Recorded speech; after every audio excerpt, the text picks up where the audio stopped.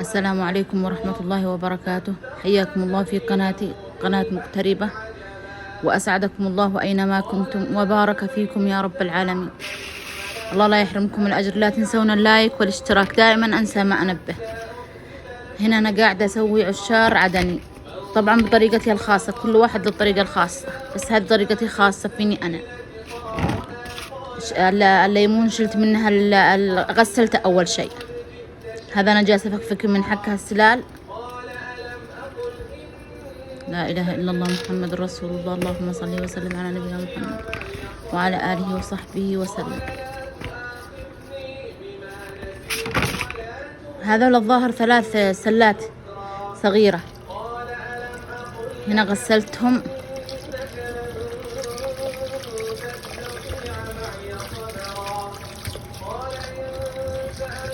لا إله إلا الله محمد رسول الله. اللهم صل وسلم على نبينا محمد. طلعت البذر منهم، غسلت قطعتهم. طبعا تشوفوا تقطيع عشوائي، لا عشان بس اطلع البذر من داخلهم، لان البذر هذا لو قعد يسبب مرارة. بكمل الكمية، طبعا بوريكم انني بدأت وبكمل الكمية. وهذا الطريقة التقطيع كمان يسارع في نضجه. الحين قاعد اخلله، مو اخلله، احطه في الشمس. ملح طبعا خشن. حطيت مع الجزر وفلفل حار. بين كل طبقة وطبقة احط الفلفل الحار والجزر.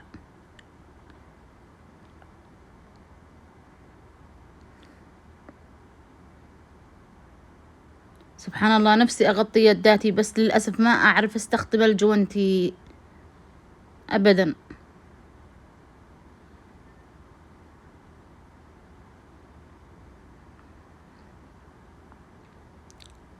هنا خلصت الكمية كاملة، ومن دون خل ولا زيت ولا اي شيء. تحط في الشمس، وكل ما قعد في الشمس كل ما كان احسن.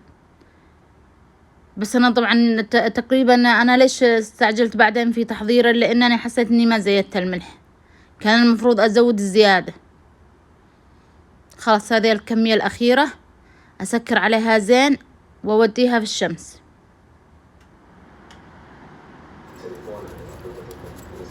هذا انا حطيت كمان زيادة ملح.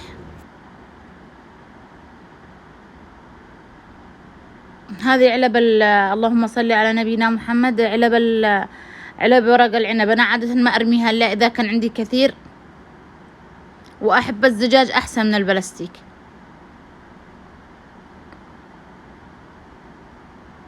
هنا حطيتها عندي حوض، حطيتها عليه. طبعا كنت احركها كل يوم، كل يومين، كل 3 ايام، اعكس زي كذا. هذا بعد يمكن اسبوع او اقل. انا زي ما قلت لو قعد اكثر، بس انا حسيت اني ما زودت الملح مرة، فاستعجلت فيه اني اخلص، يعني اخلص اصلحه. هذا الفلفل العدني. طبعا هو انا اذا كنتي مستعجلة تغليه، اما اذا انتي ما انتي مستعجلة الافضل انك تنقعيه مثلا من الليل لين الظهر وتبدأي تستخدميه. وهذا طريقة النقع افضل، حتى في اللون يجي لون فاتح. وما شاء الله الاستخدامات كثيرة. هذا الفلفل ممتاز.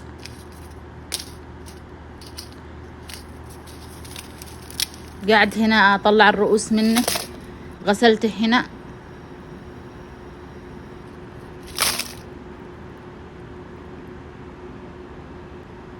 ايوه، بعدين حطيته على النار. الحين خلاص بدأت احطه على النار، واخلي مجرد ما يبدأ يغلي اغطي عليه، او اخلي لين يبرد. كبيت مويته.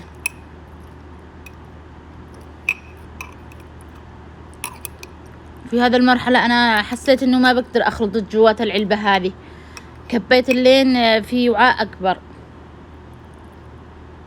انا احب الطريقة هذه، يعني غير الطريقة التقليدية. قد سويت من اول بالطريقة التقليدية، بس ما يقعد الليمون زي ما هو، ما تقدري تستفيدي منه، بس هذا الطريقة افضل. هذا أوريكم. أنا ما عجبني هذا النضج، بس أنا استعجلت عليه. كان المفروض إذا جيت أضغط عليه كذا يكون ذايب. هذه أفضل طريقة. هو ذايب من جوا بس القشرة هذه.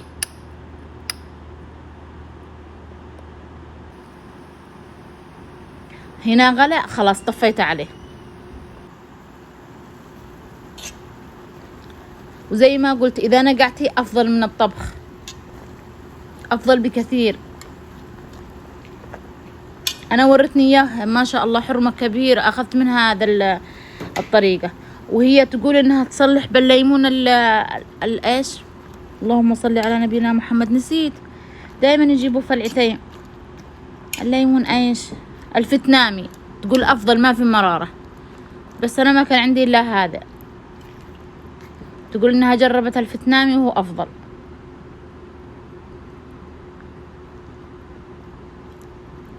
قاعدة أغمسن علشان يصيروا رطبات، لأنه طبعا ناشف تماما. هذه الطريقة. أنا يعني كان عندي هند برندر هذه وأخلط فيه، بس للأسف خرب علي، فاضطريت أستخدم هذه. طبعا ما أعصر عصر قوي لين تطلع مرارة القشر، لا، شي بسيط كذا، هرش يعني، شي بسيط. عملت مرتين في العلبة هذه ما شاء الله، اللهم بارك. هنا بعد ما خلطته في العلبة الكبيرة هذه، لأنه هنا أشوفي مو مرة، لو مرة بيطلع مرة. هذا الخلطة الثانية. الأول إني عملت إيش فيها، عملت جواتها الفلفل الأحمر اللي خللته، والجزر. الجزر للأسف ما كان حلو، كان مر. لو إني زودت الجزر وما كان مر، كان يعني بيطلع أفضل بكثير. هنا طبعا أنا ما خلطت الفلفل اللهم صل على نبينا محمد، الفلفل بهذيك القطع حق البصل، على أساس إني أبغى مطحون مرة. هذا زودت فلفل مجروش حار، والمفروض كنت أحط له فلفل حار بس ما عندي، وثوم. هنا حب السوداء، ملعقة، وملعقة كركم، بس الملعقة هذه صغيرة. هذه ملعقة كركم وملعقة حب السوداء. حطيتها هنا في الطاسة هذه.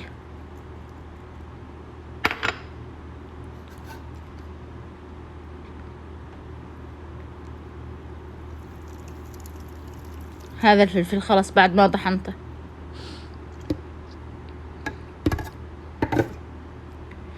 لا إله إلا الله محمد رسول الله.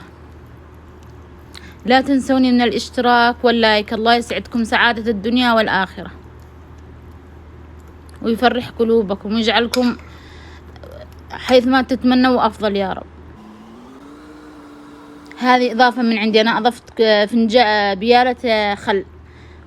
الخل يساعد كمان في إنه ياخذ يعني يخلي الأشياء ممتزجة، ويقعد في الثلاجة اللهم بارك، يقعد لك أشهر. أنا أصلح كمية أكبر من كذا، بس هذا اللي كان موجود عندي الليمون. هذا الحين هذا برطمان وهذا برطمان. وسبحانك اللهم وبحمدك، أشهد أن لا إله إلا أنت، أستغفرك وأتوب إليك.